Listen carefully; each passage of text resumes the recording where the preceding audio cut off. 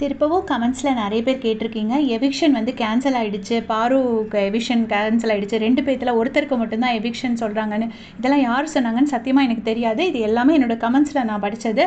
இப்படியெல்லாம் கேட்டிருக்காங்கன்னு சொல்கிறீங்க. 100% எவிக்ஷன் இருக்குங்க. நான் இது எதுக்காக சொல்கிறேன்னா, பாரு ஃபேன்ஸும் கமருதீன் ஃபேன்ஸும் 2 பேரும் அவங்க மனசை தேத்திக்கிறதுக்காக நான் சொல்கிறேன். மற்றவங்க இந்த டைமில் அவங்கள அப்யூஸ் பண்ணாமல் இருக்கலாம்னு நான் நினைக்கிறேன். ஏன்னா ஆல்ரெடி அவங்க பண்ண தப்புக்கு அவங்களுக்கு ஒரு பனிஷ்மெண்ட் கிடச்சாச்சு, அவங்க வெளியே போகிறாங்க. அதனால் அவங்க வந்து இன்னும் ஏதாச்சும் தேவையில்லாமல் மனசில் ஒரு ஆசையை வளர்த்துக்கிட்டே இருப்பாங்க அப்படின்னு நினச்சி கடைசி நிமிஷத்தில் நீங்கள் ஏமாறக்கூடாதுங்கிறதுக்காக தான் நான் இந்த வீடியோ போஸ்ட் பண்ணுறேன். 100% 2 பேரும் எவிக்ட் ஆகி தான் போகிறாங்க. 2 பேருக்கும் ரெட் கார்டு கொடுத்தாச்சு.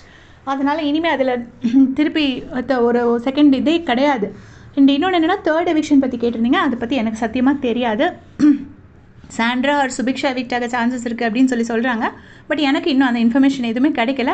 கிடைச்சப்பறம் நான் கண்டிப்பாக போஸ்ட் பண்ணுறேன். சண்டே எபிசோட் இன்னும் ஷூட்டிங் முடிஞ்சால் தான் நமக்கும் தெரிய வந்தால் நான் கண்டிப்பாக உங்களுக்கு சொல்கிறேன். எனக்கு உண்மையிலே தெரியாது 3rd எவிக்ஷன் பற்றி.